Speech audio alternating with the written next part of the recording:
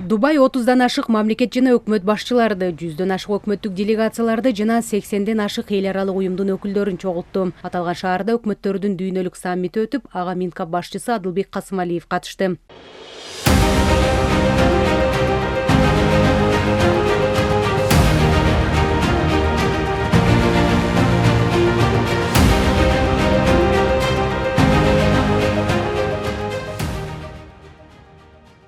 Саммитте глобалдык экономиканы өнүктүрүү, эффективдүү башкаруу, климаттык күн тартип, санариптештирүү маселелери ортого салынды. Иш-чарада Адылбек Касымалиев Кыргызстандын өнүгүү жолундагы 3 багытты атады. Кыргызстан өз өнүгүү жолунда Борбор Азия чөлкөмүнүн чок ортосунда жайгашкан, деңизге чыга албаган өлкө катары гидроэнергетикалык потенциалдарды жогорулатууга, транзиттик мүмкүнчүлүктөрдү ачууга жана мамлекеттик башкарууну санариптештирүүгө басым жасоодо. Кыргызстан Борбордук Азиядагы коостоолуу өлкө.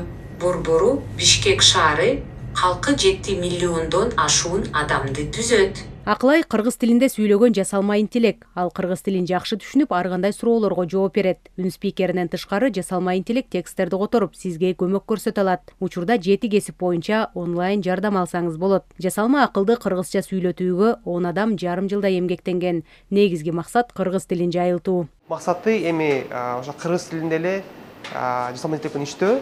Азыр учурда башка жасалма интеллекттердин өзүнүн тест жагы да бар. Алар кыргыз тилин жакшы түшүнүшпөйт. Кыргыз тилинде баягы көп ката кетирет.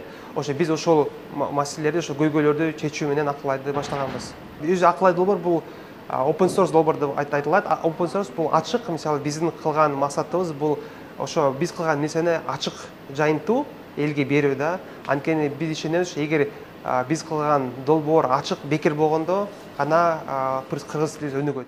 Жасалма интеллект министрлер кабинетинин расмий сайтындагы маалыматтарды дагы кыргызча окуп баштаган. Жасалма акыл өкмөттөргө башкарууну жакшыртуу үчүн болуп көрбөгөндөй мүмкүнчүлүктөрдү түзүп жатат.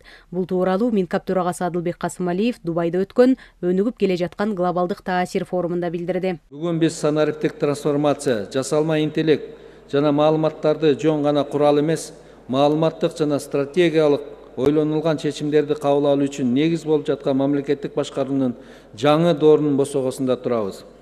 Жасалма интеллект өкмөттөргө башкарууну жакшыртуу үчүн болуп көрбөгөндөй мүмкүнчүлүктөрдү түзүүдө. Бүгүнкү күндө дүйнөдө чечимдер миллиарддаган маалыматтардын объективдүү анализин негизинде кабыл алынууда. Эгерде биз фискалдык реформалардын, энергетикалык тарифтердин өзгөрүшүн же инвестициялык программалардын ишке киришинин таасирин алдын ала баалай алсак, бул бизге тобокелдиктерди минималдаштырууга, экономиканын туруктуулугун жогорулатууга жана чыныгы тең салмактуу натыйжалуу чечимдерди кабыл алууга мүмкүндүк берет.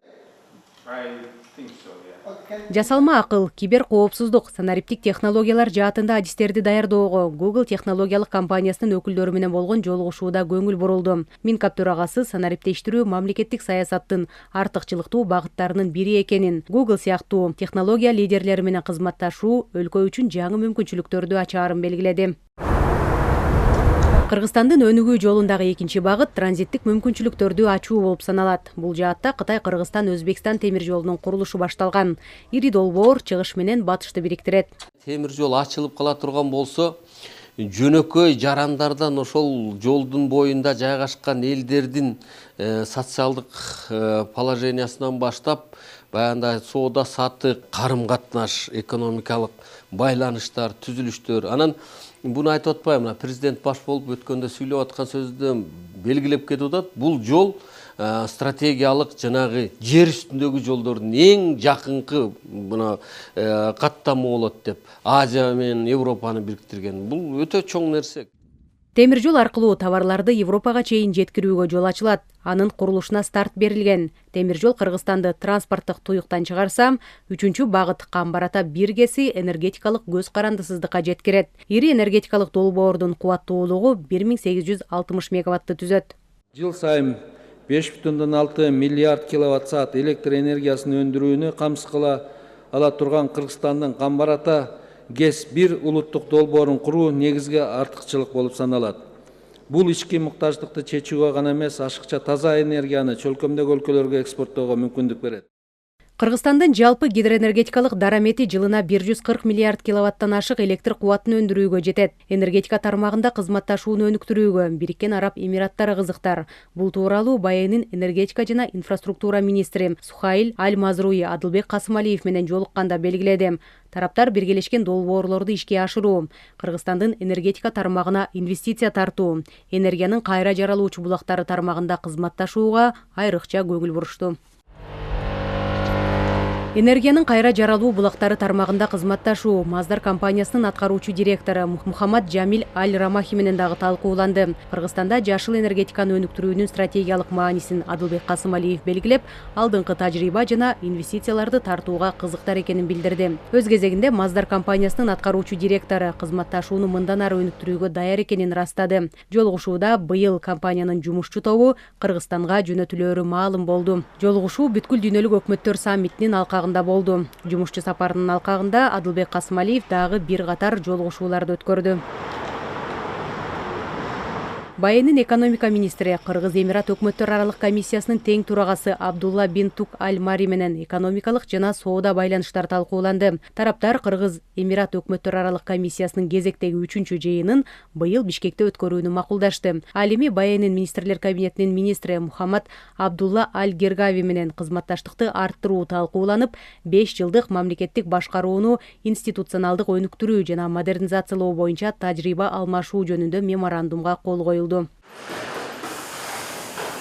БАЭ Перс булуңундагы өлкөлөрдүн ичинен Кыргызстандын негизги соода өнөктөшү болуп эсептелет. Былтыркы жылдын 11 айында товар айлантуунун көлөмү $155 миллион түзгөн. Анын ичинен экспорт $99 миллион, импорт $56 миллион жеткен. Бул көрсөткүчтөрдү көбөйтүүгө болоорун Адылбек Касымалиев БАЭнин вице-президенти, премьер-министринин орун басары, президенттик иштер министри Шейх Мансур бин Заид Аль-Нахаян менен жолукканда белгиледи. Тараптар кызматташтыкты чыңдоону жана биргелешкен долбоорлорду ишке ашырууну талкуулашты. Ал арада Абу-Даби өнүктүрүү фондунун башкы директору Мухаммад Аль-Сувейди туруктуу экономикалык өнүктүрүүгө багытталган жаңы демилгелерди жана долбоорлорду кароого даярдыгын баса белгиледи. Жазгүл Сейдахматова, Жакшылык Исаков, ЛТР, Жума Сереп.